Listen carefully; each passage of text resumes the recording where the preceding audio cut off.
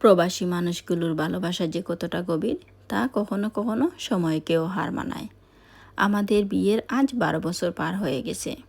দীর্ঘ বছর পর যখন বড় দুলাভাই প্রবাস থেকে দেশে ফিরলেন, তখনও বিয়ের সেই মিষ্টি উপহারটা দিতে কিন্তু তিনি ভুলেননি।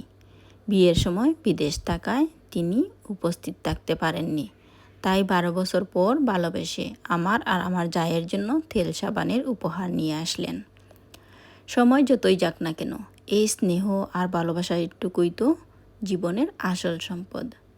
অন্যদিকে আয়নের বাবা বাজার থেকে টাটকা মাছ মাংস সহ অনেক কিছু কিনে আনলেন, আর আমরা দুই যা মিলে পুরো রান্নাবান্না সামলে নিলাম।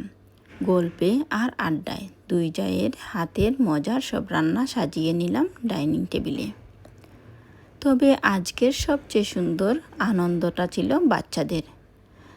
বড় ফুফু আমার আয়ান আরিশার জন্য স্পেশাল কেক আনিয়েছিলেন, আর ওদের ফুফাতো ভাইয়েরা আয়ান আর আরিশাকে তাদের ছবি প্রিন্ট করা মগ উপহার দিল।